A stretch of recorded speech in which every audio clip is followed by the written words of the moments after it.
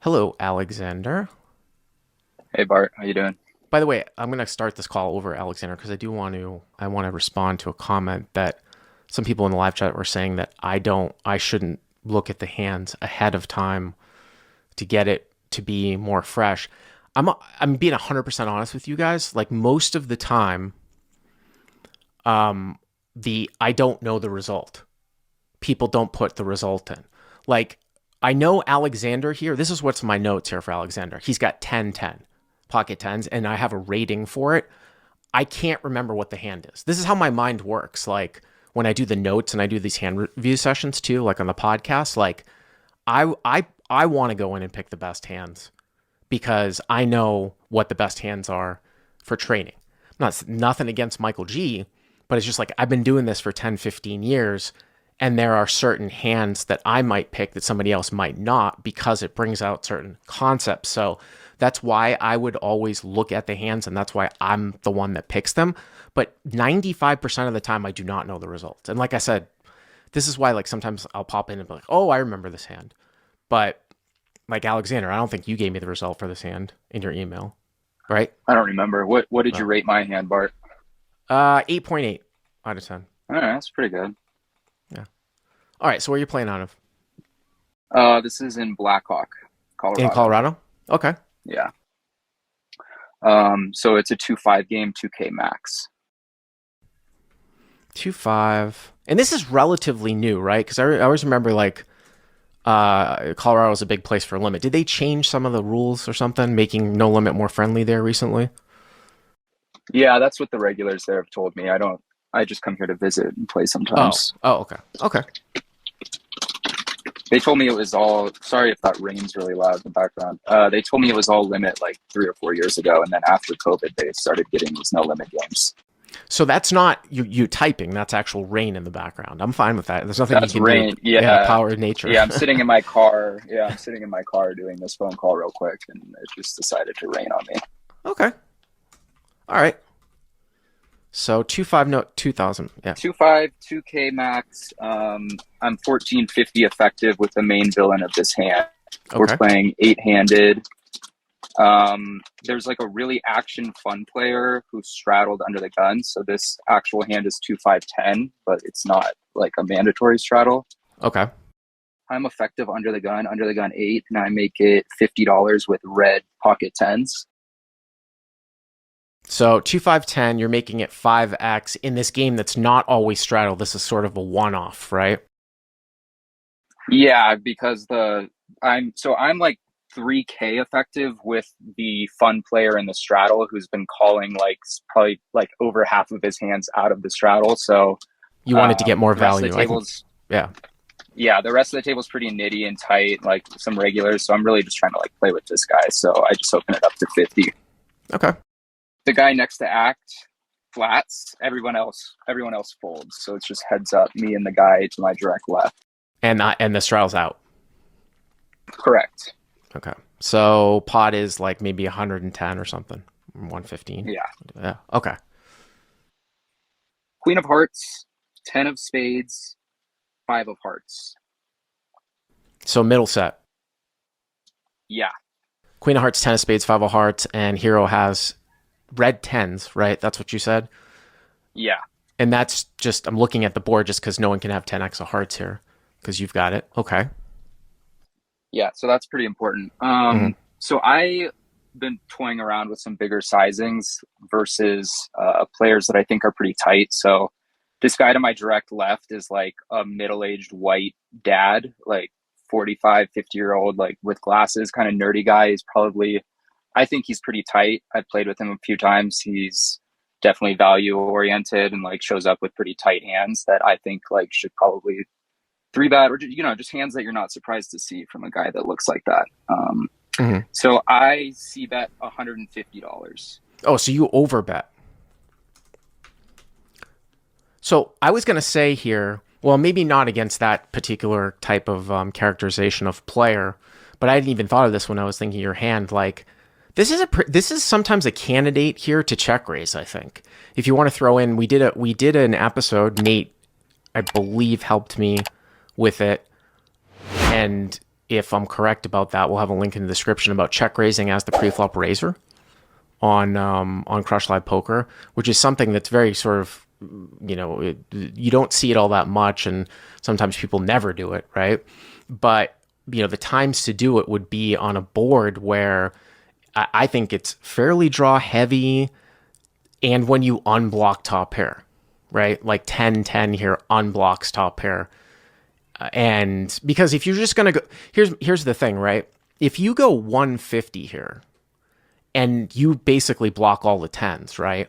You're probably only going to get called by queen X and draws. Do we agree with that for the most part? Yeah. Okay. So then my question is that does that same range bet call the flop if you were to go for a check raise? And could you get more money in by check raising? Yeah, I just don't know if I necessarily will get this guy's stack if I play it as like a check call and then check river. No, I'm talking about check raising the flop. Check turn. Check raising the flop. I get what you're saying. Yeah, you're gonna keep the lead, right? If you bet calls. Right. You're right. No, it's just something that come out here. Okay, so you go 150 here. Yeah, I bet 150. He calls fairly quickly. Okay, so this guy in +2 calls. And now we're at 415, right? Before we move on with the video, I want to announce that I'm giving away 2 5% pieces of my action on Hustler Casino Live. I'll be going out to Los Angeles next week and playing on the Thirsty Thursday game on September 14th. All you have to do to enter is click on the link in the description. Good luck to all of you, and we'll announce the winners the Wednesday before the game in our community posts section of our YouTube channel. The turn is the 6 of spades. Oh, so the biggest brick in the deck. Well, it brings a backdoor spade draw out there. It's not really the biggest brick in the deck, excuse me. It doesn't interact with the flop really, except that it gives a backdoor spade draw. Although I will say that now every single card's going to bring in a straight. Now, when you have a 10 and a 5 out there, it's going to be, it's basically impossible on this board for you to have the nuts at the end. Of course, what I mean by that is like if you don't fill, the nuts are going to change on any card here. So 6 of spades on the turn, okay.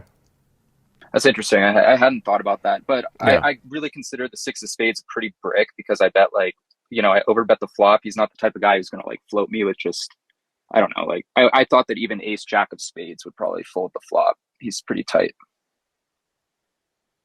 Okay. I bet 500 here on the turn. Wow.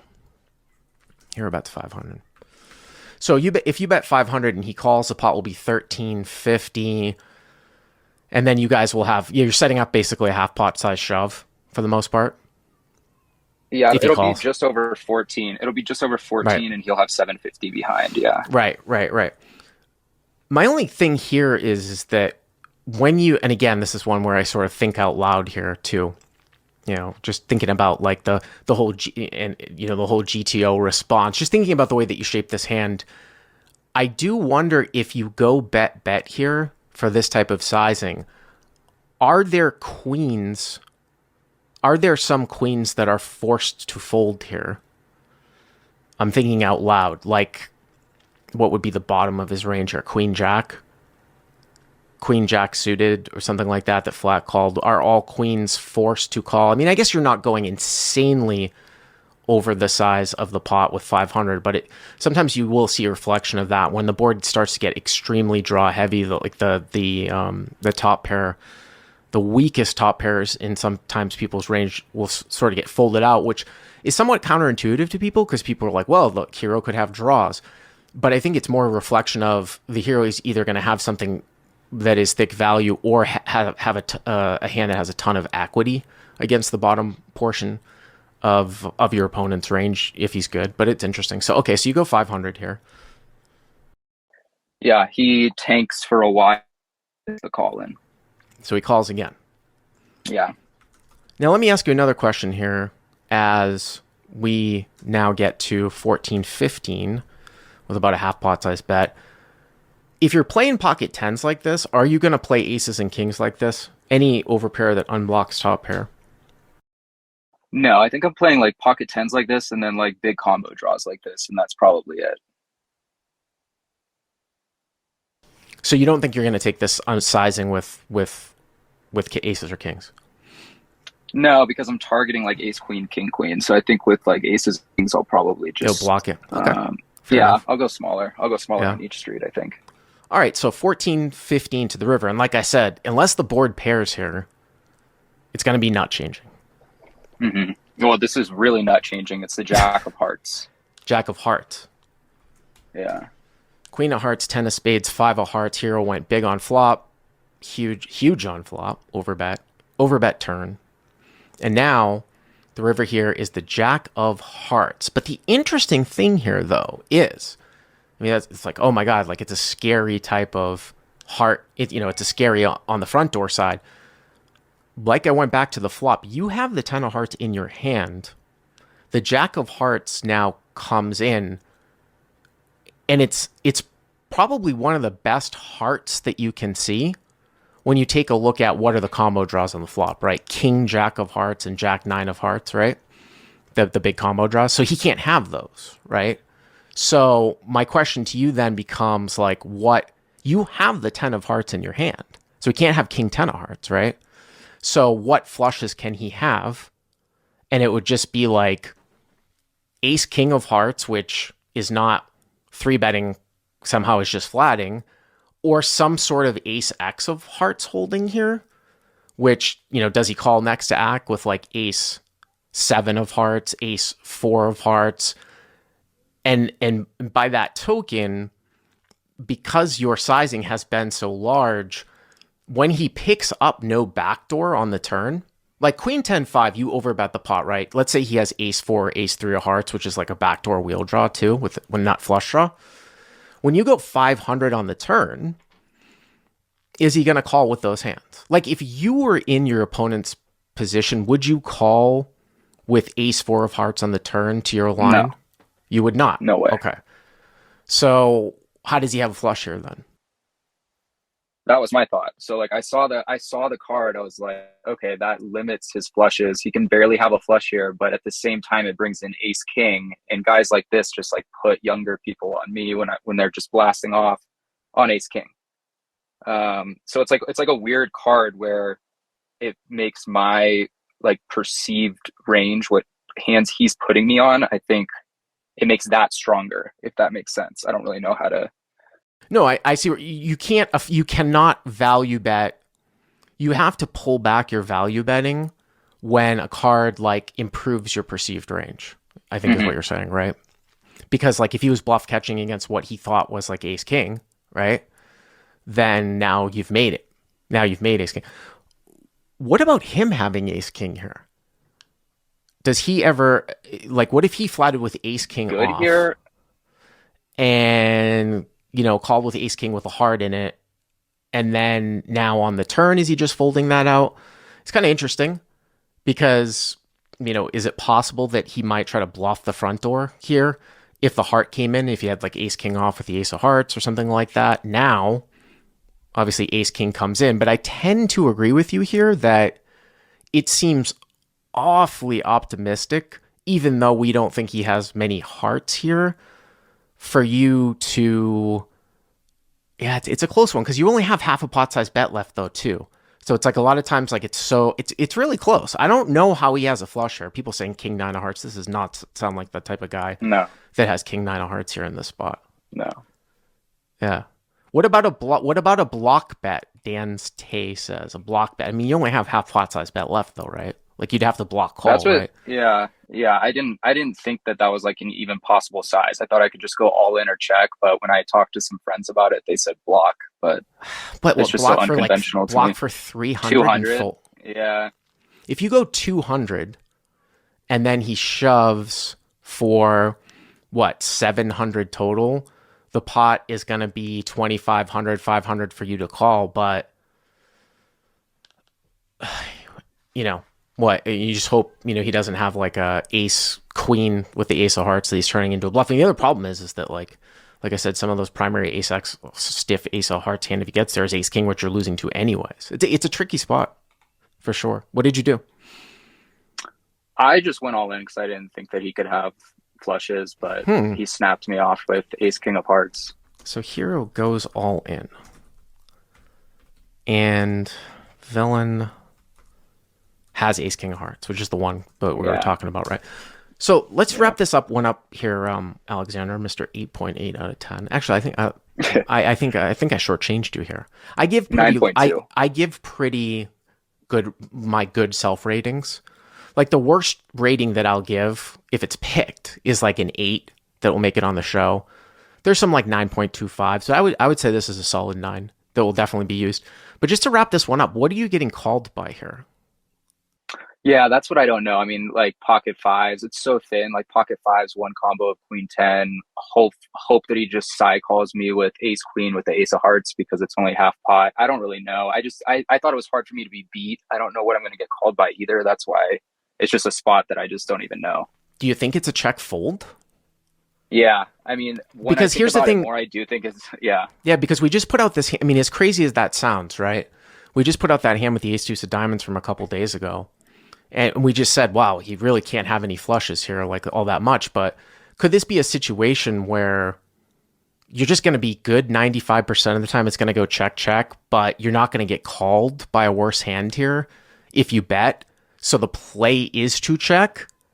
And then if you were to jam, you could, and you can't figure out what the bluffs are, you could possibly check fold. So it's just because if I did check, I would check fold. Because what you said before is true. Like your ace king comes in now. That's bad for you, for your perceived call. I mean, what about 5-5? Does 5-5 call a jam here when you just go for it? Front door hearts come in and ace king. That's what I was targeting, but I think it's even optimistic that calls me. In which case, it's probably like I should definitely be checking. If I check first, then I should check fold because he's just going to be bluffing. Nate Schmidt, one of our content creators, says we should have just went like 75 on the flop. Obviously, the turn is fine. Check, evaluate, river. Yeah, and other people are making some good points here too, that your sizing kind of dictates that most... Again, I don't know how much Queen X is going to be supposed to be continuing here with your sizing. Well, obviously, I don't think King Queen should ever call at the end. So I do wonder how many nuttish types of draws this guy has. But we talked about though, is he calling with like Ace X of Hearts, no straight draw on the turn? So it's a sticky one for sure. Thanks for the call, Alexander. I appreciate it. All right, thanks, Bart.